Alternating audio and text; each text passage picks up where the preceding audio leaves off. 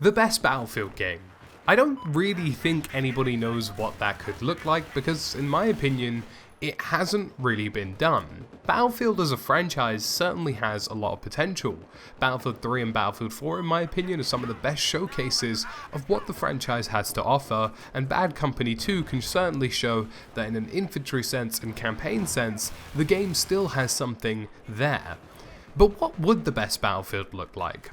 Well, today I've decided to break the game down into different sections and give you my opinion of what the best parts of them are in terms of installments. So we'll be looking at everything from the setting to modes to customization, and I'll be utilizing previous titles to give you a rough idea of what I think the best Battlefield game would look like. And I'll be talking about a lot of things, but not getting too detailed, because otherwise we would be talking about like a 30-40 minute long video, and that's not particularly ideal.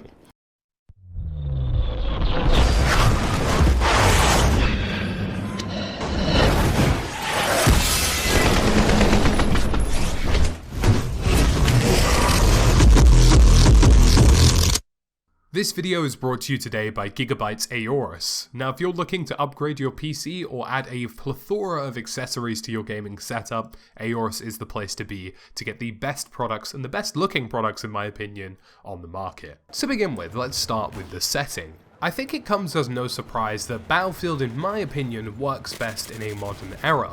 Now, I've played a lot of Battlefields. I've played 2 on 42, I've played historical Battlefields, Battlefield 5 as well, and more or less most Battlefields in between, some more so than others, but I'd like to say I've had a pretty good dash of every kind of flavour.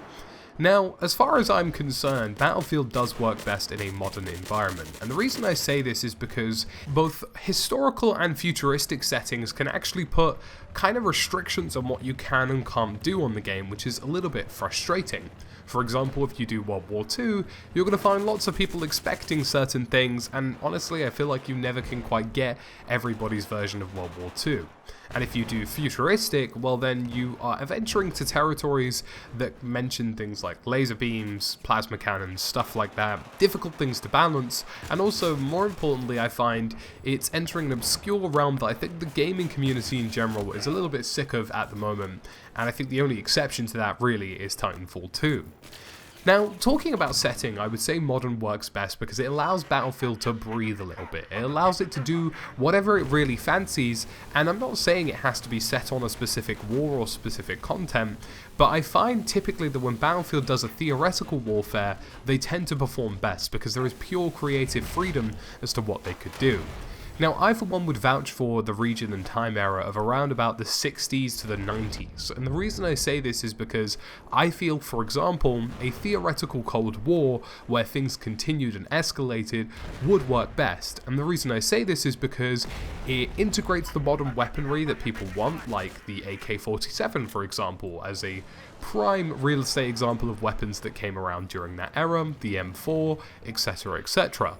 However, it avoids some of the grievances and annoyances of Battlefield 4, like the active protection system, and a few other things that made the game a little bit too modern, like for example having, multiple gadgets of a far futuristic era. Things like that could be avoided. It's much more grounded and down to earth, and I feel like Battlefield 5 tried this whole physicality thing, but what they really were trying to do was actually more grounding, take away the annoyances and futurism of Battlefield 4, and you have a much more grounded version of that game, and I think that's what this era could achieve best. And when you use a modern setting as well, you allow the developers to more or less play around with anywhere in the world, because if you are to do a theoretical war, for example, or a spin of a pre-existing war, then you can basically do whatever you please. You can go to any region in the world and say, hey, I kind of fancy doing this for a bit. And I think that's a really great way to approach things, and I think that kind of semi-modern era influences so much. It brings in the attack helicopters, the little birds, but it doesn't compromise in terms of being too futuristic and too annoying, like for example the active protection system in Battlefield 4. Next up is modes. Now this is very important because I feel that back in the day modes very much defined how maps were made, whereas now it appears to be the other way around. You know, you make a map and then you accommodate modes accordingly, and I feel as though that specialization is certainly gone from Battlefield and is something we need back. I would much rather Battlefield had less modes that were more tailored experiences than Battlefield having more modes that aren't. Now, I would recommend something like an Overwatch style where you would have, for example, Conquest and Rush. Those would be your bread and butter of Battlefield and the only modes that you could play. However, you can rotate in things, like having Grand Operations perhaps as a third permanent mode, or filtering things like Breakthrough further in. Because I feel like Breakthrough and Grand Operations were hand in hand, but more importantly, something that I felt it was a mode that could have done better. It was a mode that in Battlefield 1 did very well, but in Battlefield 5 has certainly fallen off a bit, but it definitely still has that potential to be good. And when you predefine that limited time modes are coming without necessarily just taking things in and out, people were much less sort of privy to allow them to go. People kicked up a big fuss about domination and frontlines because it was felt as though that they were part of the experience as opposed to something that they should only expect every once in a while. And when you focus on these two styles, namely Conquest and Rush, you focus on linear gameplay and wider gameplay, and linear gameplay would lead itself into things like Frontlines and things like Chain Link that could be introduced or rotated in and out further down the line because the pre-existing structure for Rush has already been a focus, and with that you can see how focusing on something like Rush could have, as an eventuality, lead to having various different types of linear modes, and likewise with Conquest, you could see how that could lead to different things like potentially Outpost mode, which I think has been a great success in Battlefield 5, and also things like vehicular superiority and air superiority. But on a much grander scheme, I really just want to see maps and modes become a bit more focused and a bit more together, and I feel like at the moment we have this really strange mix where some things work and some things don't, and I think that could be quite disappointing for the most part. Moving on to customization, and this is a sticking point in the franchise that I really feel like deserves better in Battlefield, and I feel like that it truly hasn't been realised in terms of potential what Battlefield could achieve. Now, other games like Insurgency Sandstorm do customization for characters pretty well, and there's lots of other shooters that will allow you to go the full mile with any given character. But what's important about this is there actually needs to be features in-game that allow you to really enjoy the customization and progress that you're making. And you don't necessarily have to reinvent the wheel to try and get this done, which tends to be a problem in the Battlefield franchise, where for some reason, even when something is working perfectly, it has to be redesigned or changed in the next game. So what would customization look like in the best Battlefield? Well, for starters, there'd need to be a feature set around it. We would need things like being able to look at your own weapon and a weapon inspection animation available in-game. There would also have to be some kind of end of round screen that would support being able to look at your soldiers and the customization that they have. Now in the modern era, there's plenty of stuff that you can do, but I feel like people are just looking for a level of authenticity. People want stuff that looks cool at a military level. I feel like the kind of customization you see in games like Ghost Recon Wildlands is the sort of customization people want to see in Battlefield, with military uniforms, things like accessories, be that bandana face masks, being able to change your eyewear, headwear, just very simplistic things that I feel would make the game significantly better, and being able to see your end of round screen with that character and customize your weapon excessively as well would be great.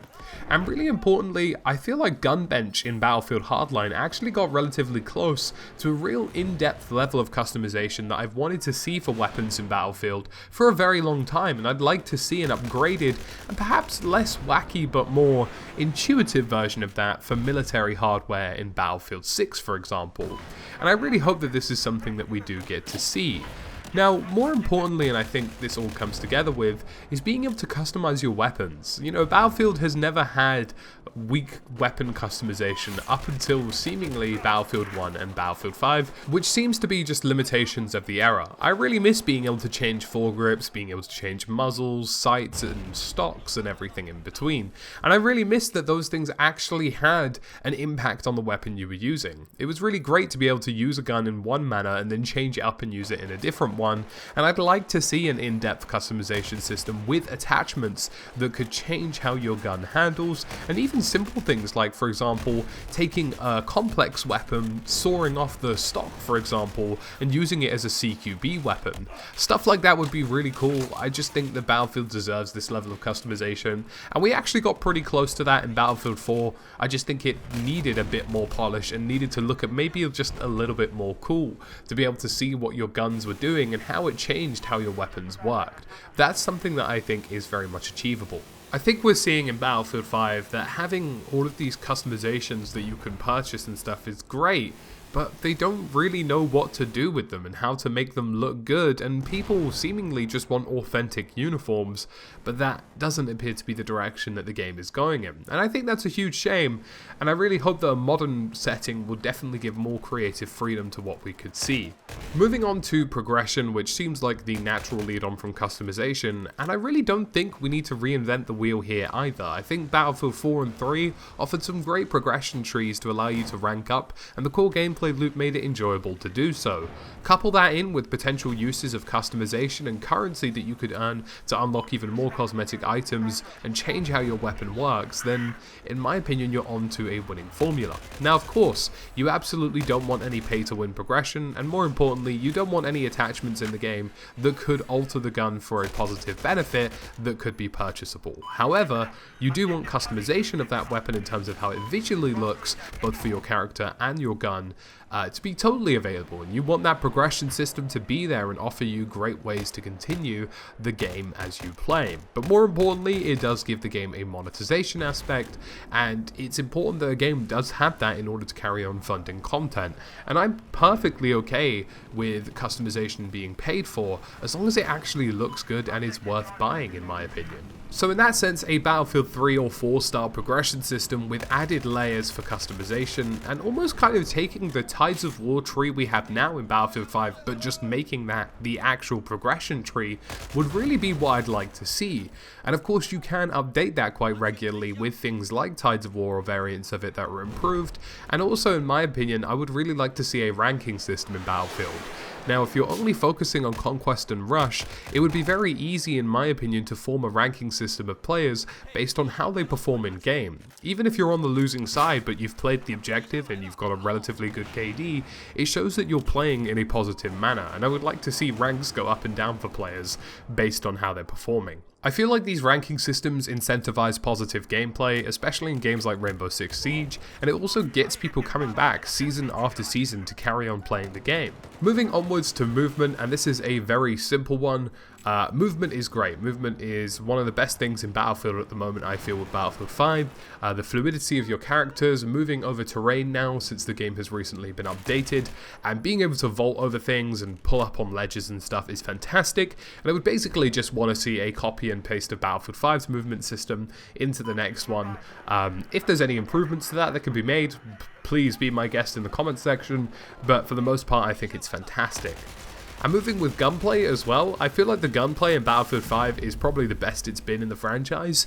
My opinion so far is that we've had games like Battlefield 1 that overemphasize just how specialized weapons and classes should be, and we've had games like Battlefield 4 where every assault rifle is more or less the same thing and there's not really a lot of variance, and I really think that there could be a middle ground in between the two. A Battlefield 5/4 hybrid gunplay would be the best place I'd like to see it, and in fact Battlefield 5's gunplay was based off of Battlefield 3 and it shows in game, and I really hope that Florian, who is designing the gameplay core over at carries on doing so for the next one. Vehicle play. Now this is something that's pretty important, and I really feel as though it's been neglected in Battlefield 5, and I really do hope that we see a return to positive vehicle play and an ecosystem of vehicles in the next Battlefield title, and what the best Battlefield potentially could be. And the reason I say this is because Battlefield 4 felt like the last game where tanks and planes and everything would work together and felt appreciated, and Battlefield 5 has felt